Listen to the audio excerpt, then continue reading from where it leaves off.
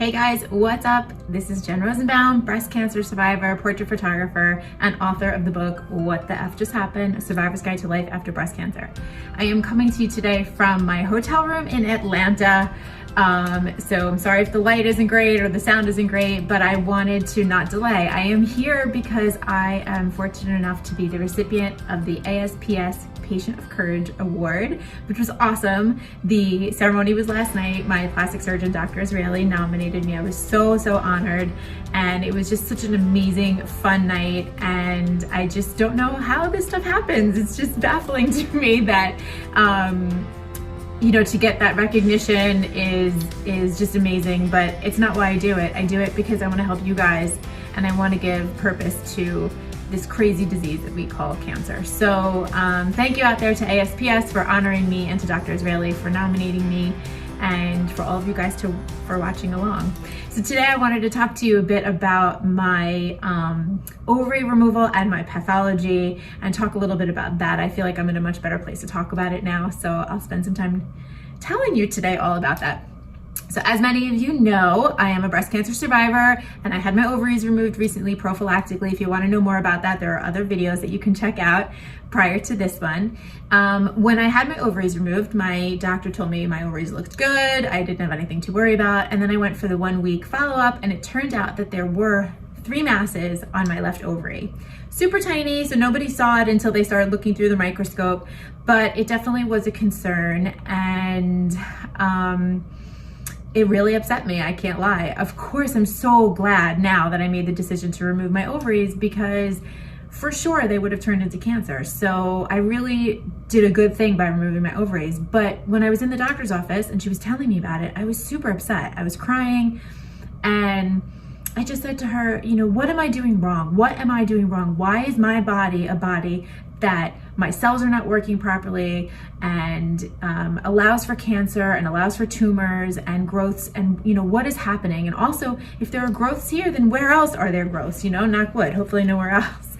And how do we do about that? And what do I do to stop this? And I just kept saying, what am I doing wrong? What am I doing wrong? And her answer to me was, you're not doing anything wrong. Take the blame off of yourself.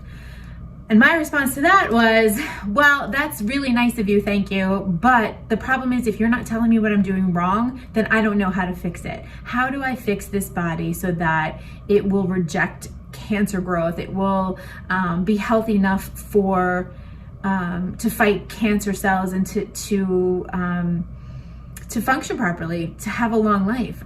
I don't know the answer to that, and it really freaked me out. So when I left the office, I was super upset. I spent a bunch of days really very down, feeling very helpless. And these are the things that happen where people say, well, at least cancer is over, or you're just doing it prophylactically. It's like, no, we still have to worry. We're still always holding our breath. I started doing a lot of research, more research than I'd ever done before, about food and what I could eat and how I could help my body, and supplements that I could take, and exercise, and all of the things. And you know what, you guys, there's so much conflicting information out there. It's terribly confusing. Some people say have a lot of protein. Some people say don't eat meat. People say go vegan. People say listen to your body intuitively. There's so much out there, and I don't know what to believe. I really don't. And I wish I could come to you today and say, hey guys, I found this magic answer. But the truth is, we know that there is no magic answer, because if there was one, we would all just do it and we wouldn't have cancer. So I kind of always come back to this place of, we need to do what's good for our body. And how do we know that? How do we figure that out? Especially when there are so many times that we just feel like crap. I mean, I have to be honest with you, I have not felt really well since I had my surgery. My energy is really low. I get tired very easily. I still have pain. It's still a little bit hard for me to eat, and I still have some nerve damage. You can see I got more injections, and this is a few weeks ago, and I still have bruises to help with the nerve damage that I had. So there's just so much going on. There's so much exhaustion that the mental aspect of it brings to us, right? And of course, I lost my ovaries. Now, even though I was in menopause, there is a change in the body when you lose ovaries. You're now immediately like in real menopause. And so my hot flashes did get a little bit worse, although they're a little bit better. And I'm wearing my 𝑣𝒂𝒂𝒕 for those of you who know I'm a big fan. So that helps with my thermal control of my body. But that wasn't meant to be an advertisement, by the way. I really do use it. But you know, how do I control my body? How do I get comfortable again in my body after the surgery? And how do I take care of my body going forward to make sure there's no cancer?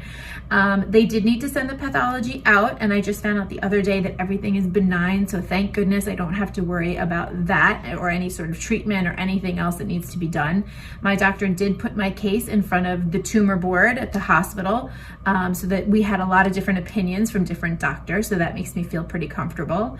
But yeah, I'm nervous. And I have an oncology appointment mid-November, and I need to ask my oncologist, how do I know that there's nothing else going on anywhere else in my body? If this was hidden, it wasn't picked up by sonogram, nobody could see it with the bare eye, then how do we know? How do we know what else is going on, and how do we know how to stop it and fix it? Now, I really want to be careful here about talking about this in a way, because I don't want everybody to start listing in the comments, well, here's what you should eat, here's who you should follow. I know all the doctors out there. I know the ones, I know, Chris beats cancer, all the things. I know people say go vegan, or people say eat this way or eat that way. I know everybody has an opinion. My opinion is you need to figure out what works for you. And I'm wondering more so how you do that versus should I be vegan, or should I take these supplements, or should I do whatever anybody else says to do. How do you know what's good for your body when you really think you're taking care of your body, and yet it continuously is saying to you, you're not taking care of me? For me, I actually believe that it has a lot more to do with my stress level than it does food or exercise, because I'm a fairly healthy eater, although I do love me some candy and potato chips, don't judge me. I'm a fairly healthy eater. I exercise a ton. The one thing in my life that's really, I don't want to say out of control, but maybe could use more managing is stress, my stress level. So in that way, I'm trying to invest in some more grounding and meditation and breathing work. And doing that. And I guess I really just want to hear from you guys. What do you do to help maintain a healthy body and self-care, and really listening to yourself and staying in touch with what you need? And especially going through so many changes like surgeries and medications and all the different things that are changing all the time. So I wanted to follow up and let you guys know that my test results came back benign, because I know a bunch of you asked, and I really appreciate it after my last video. I really appreciate your support and your prayers, and this time we escaped it. Let's hope that's forever. But I just wanted to come to you, tell you, and kind of communicate about future life and self-care and good health. How do we take care of it? Leave me some messages in the comments. Let's talk about it. You guys can also check out my Life After Breast Cancer group on Facebook. And hopefully once this comes out, my podcast will also be out, which is called the Life After Breast Cancer Podcast with me, Jen Rozenbaum. So I hope to see you guys there. I love you. I appreciate you. In good health. And until next time.